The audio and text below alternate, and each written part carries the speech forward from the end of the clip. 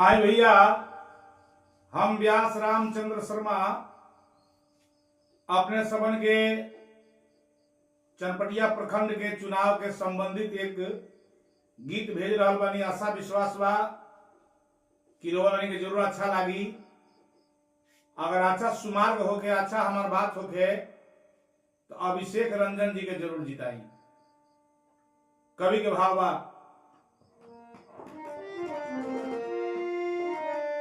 आइल बा चुनाव, आइल बा चुनाव, सरकार बदले वाला बा। आइल बा चुनाव, सरकार बदले वाला बा। वोट दी कांग्रेस के, बिहार बदले वाला बा। वोट दी लालटेन के, बिहार बदले वाला बा।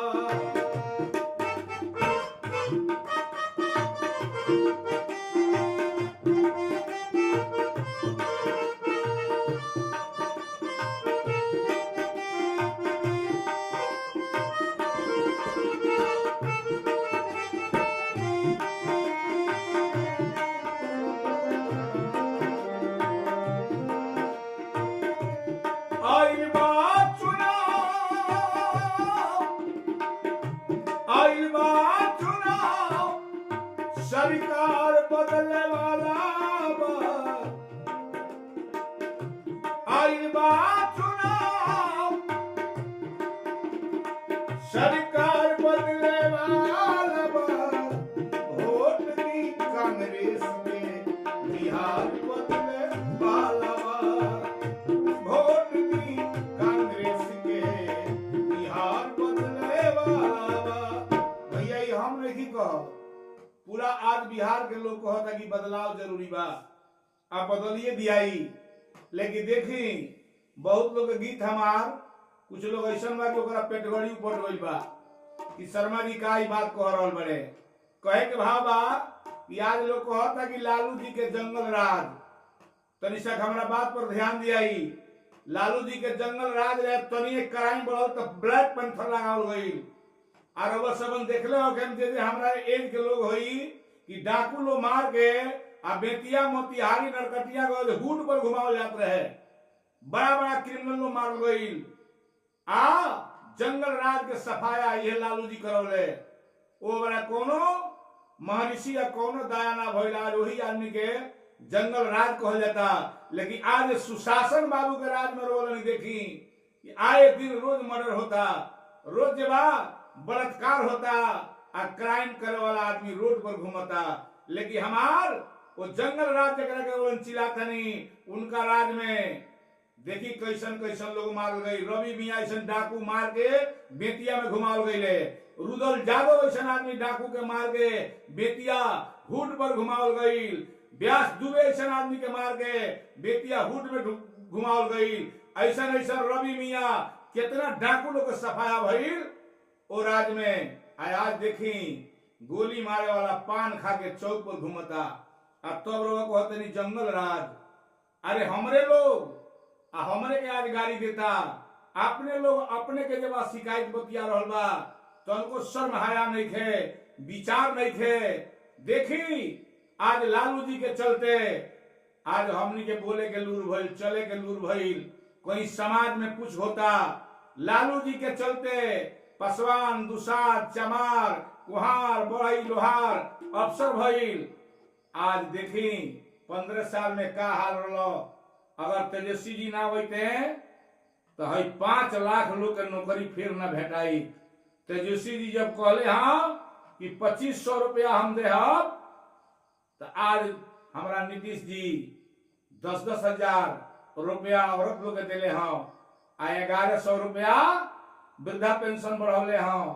15 साल में ऐसा बुद्धि कबो ना जनले हाँ कि अब हमार प्रतिबंधी बड़ी सजोर बा, अब जान बाचे वाला नहीं थे। आए दिन गोली मारा जाता, आए दिन जब बलात्कार होता, आए दिन जब क्राइम हो रहा बा।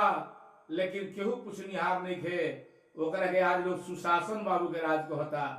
ऐसे हम ज्यादा कुछ ना कहब। चनपटिया से एगो छोटका के बेटा कांग्रेस पार्टी के नेता अभिषेक रंजन जी खड़ा बड़े।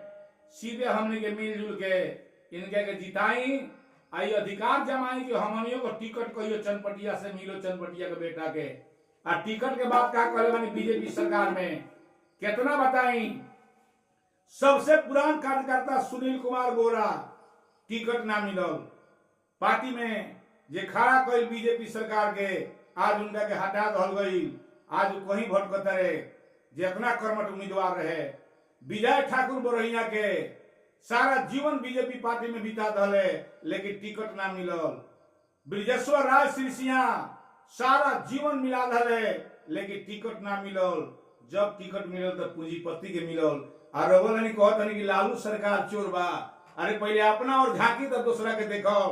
हम अपना वर्ग के लोग के कहतनी, सारा लोग से हम प्रार्थना अपील करतनी कि चनपटिया के नेता, चनपटिया के बेटा के जिता के देखी रौरा का करे से फायदा बा, का फल मिलता। कवि का कहत रे,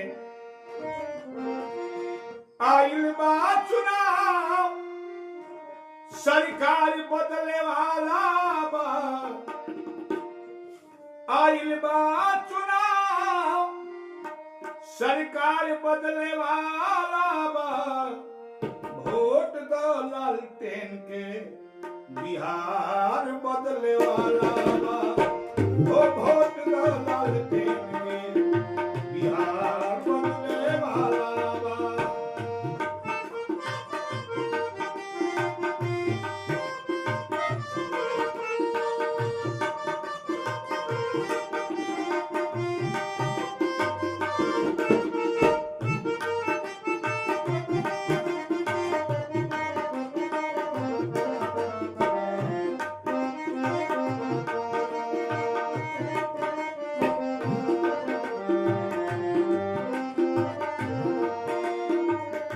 गुंडागर्दी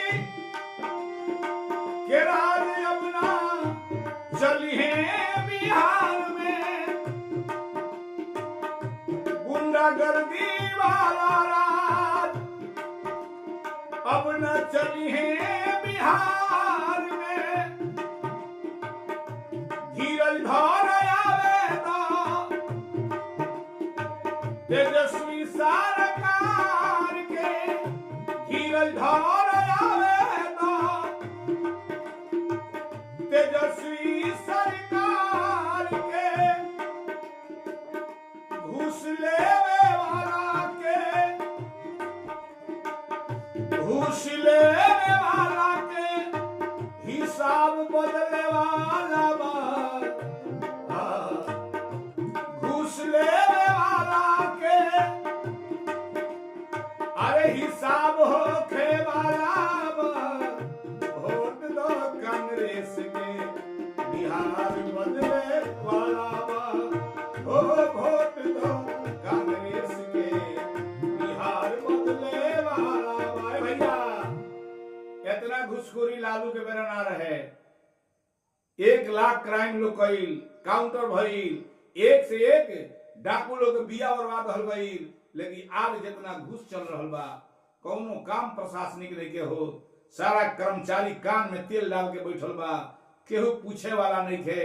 यही जा देखी ना नीतीश जी दारू बंद कैले, घर घर बिकाता। का कहे एकरा के, घर घर दारू बिकाता। पूरा बिहार में दारू बंद बा लेकिन घर घर बिकाता। घूस के दुकान खुलल बा, केहू के पब्लिक के राहत नहीं थे। एगो दाखिल खाज करावे को होई तोरा बुझा जाई। हाँ एवरा ब्लॉक से लेकर के अब प्रशासनिक का दशा बा। कभी कहत रहे कि आवे दो तेजस्वी के, घूस लेवे वाला के भी हिसाब बाकी बा, ओहू लोग के हिसाब होई। एक एक करके सब कोई के सुधार जाई। आई वादा बा तेजस्वी यादव के कांग्रेस पार्टी के कि अब यहाँ के लोग बाहर ना जाई, यही जा कमाई। और लोग कहते लालू यादव एक और उपमा लोग के देता नहीं हम अपना शास्त्र से कि हिरण्यकश्यपु राक्षस रहले, उनका से सारा दुनिया देवा कांपत रहे। लेकिन वही घर में प्रहलाद जी के जन्म भइल जे राम भक्त भइले। जे दुनिया के कल्याण भइले, लालू जी का कइले, लेकिन देखी आज उनके बेटा तेजस्वी जी 5 लाख युवा के नौकरी देले आ जवान दिले बड़े कि जइया सत्ता में आए एको पढ़ल लिखल खाली ना रही, सबके रोजी रोजगार आ नौकरी दे। कवि का कहते रहे, अब नाही चली गुंडई के सरकार में, अरे दो भाई हो तेजस्वी के सरकार में, घूस लेवे वाला के,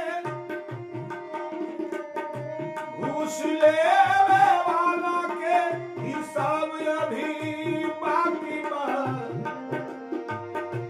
घूस लेवे वाला के हिसाब बदलने वाला बा, वोट दो कांग्रेस के बिहार बदलने वाला बा, वोट दो लालटेन के बिहार बदलने वाला बा। आइल बा चुनाव बाबा, आइल बा चुनाव, सरकार बदले वाला बा, वोट दो कांग्रेस के बिहार बदले वाला बा।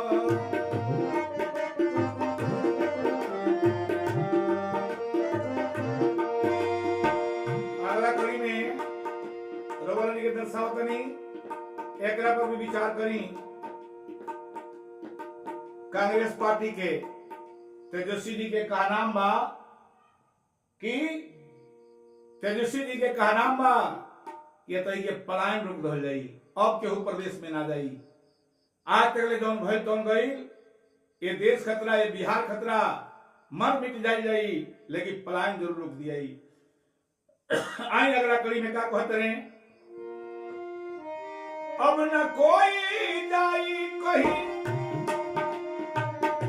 कमाए परदेश में, अब न कोई जाई कहीं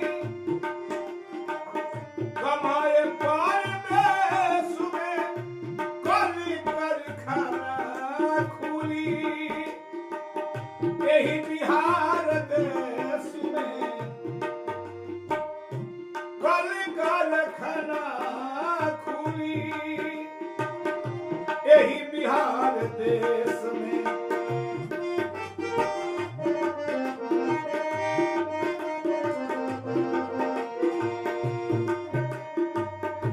पढ़ल लिखल युवा के, पढ़ल लिखल लोगवा के नौकरी मिले वाला बा,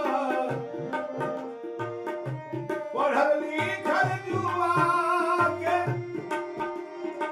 अरे नौकरी मिले वाला बा, वोट दो कांग्रेस के बिहार बदले वाला बा, वोट दो कांग्रेस के बिहार बदले वाला बा।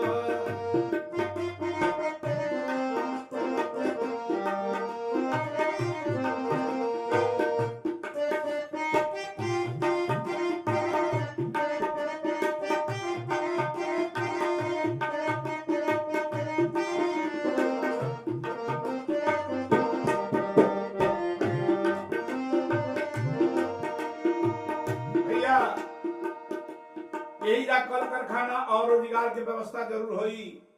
पहले के दिन बीतल ओकरा के छोड़ी, तेजस्वी जी के कहना बा कि केहू प्लान ना करी। देखी आज 15 साल दिन हो गई, रोगा खोजब तो बिहार में एगो यूपी के लोग ना भेटाई, एगो महाराष्ट्र के लोग ना भेटाई, एगो केरला के लोग ना भेटाई, एगो जेबा मध्य प्रदेश के लोग ना भेटाई। लेकिन हम जितना नाम धनिया वहां जाए तो बिहारी जरूर भेटाई। काहे कहते की व्यवस्था नहीं होते के ऐसे अपनी वोट जरल बा कांग्रेस के, अपनी वोट जरल बा तेजस्वी सरकार के। इतना काम होई कि जितना वो सोच नहीं सकत। सरकार बदल के देखी, राहुल अधिकार जरूर मिली। गीत के आखिरी करावा, अपनी बारी दे तन को मन के भात कई बा, अपनी बारी दे तन को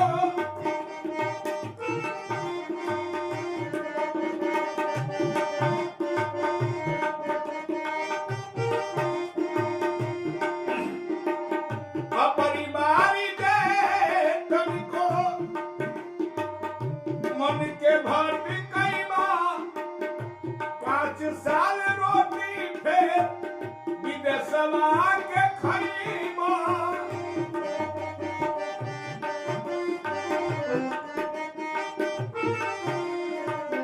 बाबा ई मौका 5 साल पे मिलेला अगर वो ई मौका के हटाओ तनी तो 5 साल रुपया फिर भटके के परी कवि के भावा अपरी है अपना मन के भक्त कईमा 5 साल फेरी रोटी परदेसवा के खईमा शर्म राम चंद्र लाल टेन जीते वाला बा एक मतलब आ गया अपन कीमती वोट मत जिया करो एगो वोट देके तेजस्वी के हाथ मजबूत करी अभिषेक रंजन के चनपटिया से जिताई कि हमने के लड़का के भी कहियो हमने के भाई के भी कहियो हमने के लोग के भी कहियो टिकट मिले और ज्यादा का कही हम शर्मा रामचंद्र